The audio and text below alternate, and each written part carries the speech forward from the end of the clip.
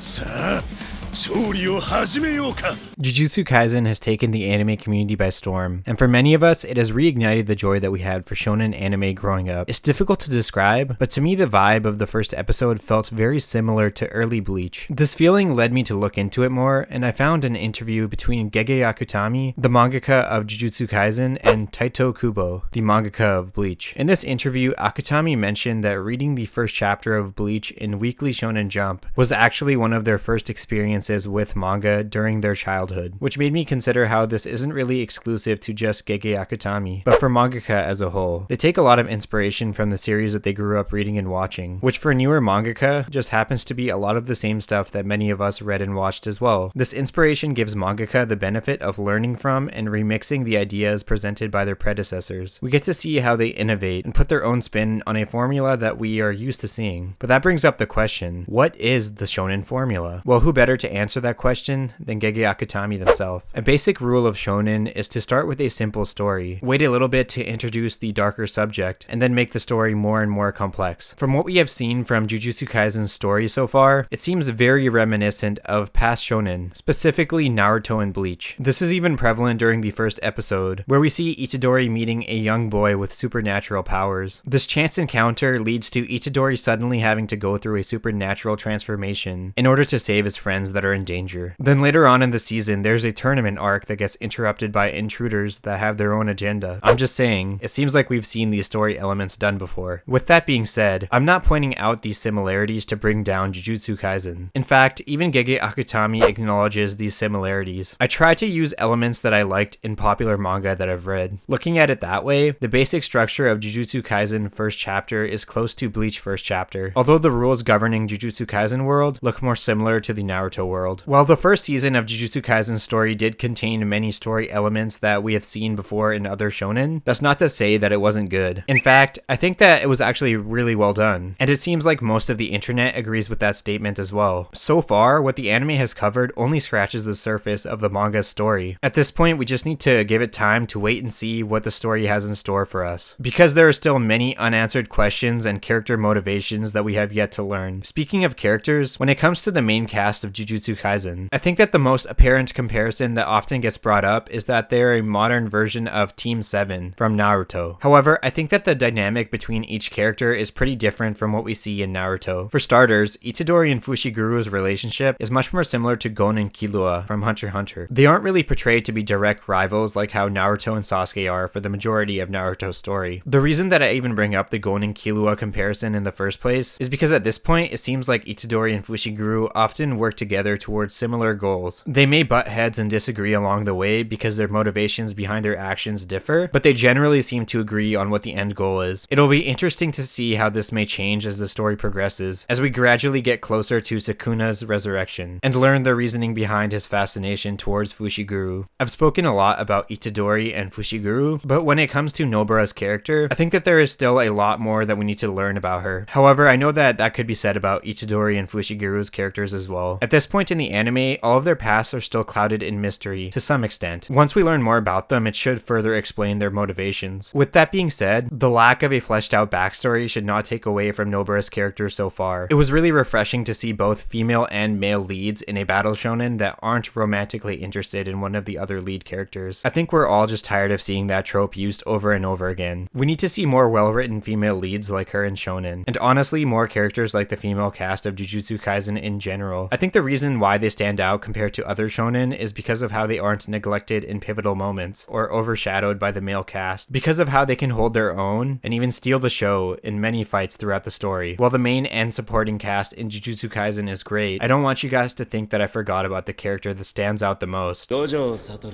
Sometimes there's a character in an anime that you can just tell is going to be a fan favorite really early on, and I think that this was solidified for most people during this scene. Oh no, he's hot! Calm down, son. It's just a drawing. While this type of character is pretty rare, they do pop up every so often. Like how in Naruto, it was Kakashi for most fans. And I don't think that it's a coincidence that Gojo's role in the story so far has been similar to what Kakashi's was during most of Naruto. They both play the role of the mentor that oversees the training and growth of the main cast in their respective series. While there are a lot of similarities between these characters, I think the thing that differentiates them is that while Kakashi was considered to be a very competent shinobi in the Naruto world, world, Gojo is considered to be the strongest Jujutsu sorcerer in the Jujutsu Kaisen world. We all saw how he disrespected Jogo to showcase this title. I mean, come on, bro. Bringing your student to watch you curb stomp a volcano with anger issues? That's crazy. While this fight may seem like it happened just to showcase how broken Gojo's abilities are, I think that having two of the strongest fighters in the Jujutsu Kaisen verse duke it out very early on in the story establishes the power system really well. Gojo does this by showing Itadori, and us by extension, what the highest level of Jujutsu sorcery is with his domain expansion. Gege Akutami was really smart for showcasing this very early on, because it establishes what level the protagonist Itadori needs to reach in order to stand a chance against top tiers in the verse, which brings up one of the most important factors that can make or break a battle shonen's appeal. This factor being the fights. And honestly, I think that we can all wholeheartedly agree that Jujutsu Kaisen hasn't missed, at least with the fights that we have seen so far in the anime. Whether it's been a minor fight in the grand scheme of the story, or a major battle between two or more heavy hitters, you can tell a lot of thought was put into it by Gege Akutami. And the animation by Studio Mappa amplifies the quality tenfold. A refreshing aspect about the fights in Jujutsu Kaisen is how there isn't really an emphasis on having the characters fight one-on-one. I think at this point we've all become used to seeing characters stand on the sidelines and give commentary on a fight, while the combatants are fighting for their lives. I know that we have all watched a shonen where this has happened and thought, bro, go in there and help your friend out before they die. In all seriousness, with the fights not being restrained to one-on-ones, I think that it gives the side characters more opportunities to shine in pivotal moments, which is something we normally don't see in other shonen series. This teamwork between the characters helps us see how the Jujutsu sorcerers are able to go toe-to-toe with special grade curses that they normally wouldn't be able to handle in a one-on-one situation. It also gives the protagonist of the story, Itadori, time to grow both physically and emotionally by fighting with partners that are more experienced against a difficult opponent, because let's be real, if Itadori had been alone in the fights against Mahito or Hanami, he most likely would have died, but thankfully best bros Nanami and Todo were there to help him out. Bringing these two up makes me realize how I haven't given them the amount of praise that they deserve. To me, they are probably the best complementary characters for Itadori. They were able to help him clear his head and control his actions rather than be blinded by rage. Their words and actions probably extended his life quite a bit. Also, let's be honest, it was pretty satisfying seeing Itadori and Nanami jump Mahito. While this partner fighting dynamic may change as the story progresses, I think that Gege Akutami has done a great job at balancing it so far. One final thing that I do want to mention about the fights in Jujutsu Kaisen is that I love how Itadori can't really rely on Sukuna to save him when he's in a bind. A demon being hidden inside the protagonist is a pretty common trope in shonen. However, what I think makes it more unique in this story is the fact that Sukuna isn't on Itadori's side, and we saw how he pretty much actively works against him on a few occasions. I mean, this dude ripped Itadori's heart out and left it in the middle of a random field. Talk about being a menace to society. At this point, the hype surrounding Jujutsu Kaisen is still going strong, and even though a second season hasn't officially been announced yet, the anime definitely did its job by boosting the manga sales. Plus, in the meantime, we at least have the Jujutsu Kaisen 0 prequel movie to look forward to. To wrap things up, Jujutsu Kaisen as a story knows who its core audience is, and how to best appeal to their tastes. This is because the creator of the series, Gege Akutami, is also a fan of battle shonen, which allowed them to be able to write a story that brings together many elements of shonen that we as fans of the genre love. We want to see a fresh story that has interesting characters and exciting fights, and I can safely say that Jujutsu Kaisen definitely delivered on all of these things. In fact, you could even say that Jujutsu Kaisen has optimized the shonen formula. Well everyone, if you enjoyed watching this video, then please leave a like and subscribe so you'll be notified when I post new content. Thank you for watching, and I hope that you all have a wonderful day.